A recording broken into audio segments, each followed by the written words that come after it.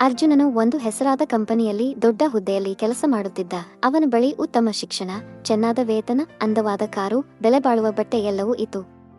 ಆದರೆ ಅವನ ಮನಸ್ಸು ಯಾವತ್ತೂ ಸಂತೋಷವಾಗಿರಲಿಲ್ಲ. ಅವನು ಯಾವಾಗಲೂ ಅಂತರಾಳದಲ್ಲಿ ಕೇಳುತ್ತಿದ್ದನು, ನಾನು ಯಾರು? ನನ್ನ ಜೀವನದ ಸತ್ಯ ಏನು? ಎಲ್ಲರೂ ಜೀವನ ಒಂದು ನಾಟಕ ಶಾಲೆ ಇದ್ದಂತೆ. ನಾವು ಪಾತ್ರಧಾರಿಗಳು. ಪಾತ್ರ ಮುಗಿಯುತ್ತಿದ್ದಂತೆ ಇಲ್ಲಿಂದ ಹೋಗಬೇಕು.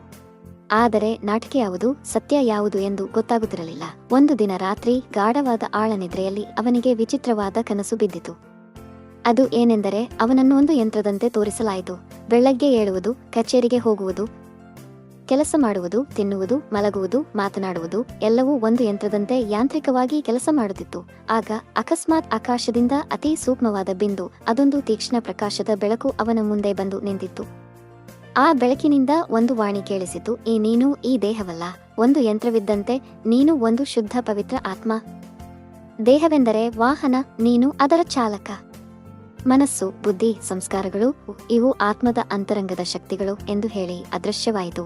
ನಂತರ ಅವನು ತನ್ನ ದೇಹವನ್ನು ಒಂದು ಕಾರಿನಂತೆ ನೋಡುತ್ತಾನೆ ಮತ್ತು ತನ್ನನ್ನು ಆತ್ಮ ಚಾಲಕನಂತೆ ನೋಡುವುದನ್ನು ಕಲಿಯುತ್ತಾನೆ. ದೇಹ ವಿನಾಶಿಯಾಗಿದೆ, ಆತ್ಮ ಶಾಶ್ವತವಾಗಿ ಅವಿನಾಶಿಯಾಗಿದೆ ಎಂಬ ಅರಿವು ಬರುತ್ತದೆ.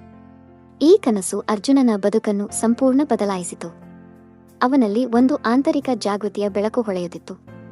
ಅವನು ಪ್ರತಿದಿನ ಸ್ವಲ್ಪ ಸಮಯ ಧ್ಯಾನ ಮಾಡುವುದನ್ನು ಆರಂಭಿಸುತ್ತಾನೆ. ತಾನು ಶುದ್ಧ ಆತ್ಮ ಎಂದು ಅನುಭವಿಸಲು ಕಲಿಯುತ್ತಾನೆ. ಅರ್ಜುನನ ಮನಸ್ಸಿನಲ್ಲಿ ಹೊಸ ಅರಿವು ಮೂಡುತ್ತದೆ. ನಾನು ಈ ದೇಹವಲ್ಲ, ನಾನು ಈ ಹೆಸರು, ಹುದ್ದೆ, ಪದವಿ ಅಲ್ಲ, ನಾನು ಶುದ್ಧ, ಶಾಂತ, ಶಾಶ್ವತ ಆತ್ಮ. ಈ ಆತ್ಮಜ್ಞಾನದಿಂದ ಅವನು ಶ್ರೀಮತದ ಮಾರ್ಗದಲ್ಲಿ ನಡೆಯಲು ಪ್ರಾರಂಭಿಸುತ್ತಾನೆ.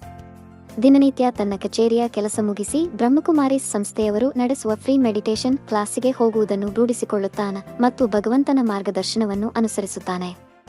ಅವನು ಸಂಪೂರ್ಣವಾಗಿ ಬದಲಾಗಿ ಶಾಂತಿಯಿಂದ, ಪ್ರೀತಿಯಿಂದ ರೂಪಾಂತರಗೊಳ್ಳುತ್ತಾನೆ. ಈ ಒಂದು ಕಥೆಯ ಸಂದೇಶವೇನೆಂದರೆ, ನಾವು ನಿಜವಾಗಿಯೂ ಒಂದು ಪರಿಶುದ್ಧ ಆತ್ಮವಾಗಿದ್ದೇವೆ. ದೇಹಚೇತನದಿಂದ, ಬಾಡಿ ಕಾನ್ಷಿಯಸ್ನೆಸ್, ಬದುಕು ನೋಡಿದರೆ ಅಹಂಕಾರ, ಸ್ಪರ್ಧೆ, ತೊಂದರೆ ಬರುತ್ತವೆ.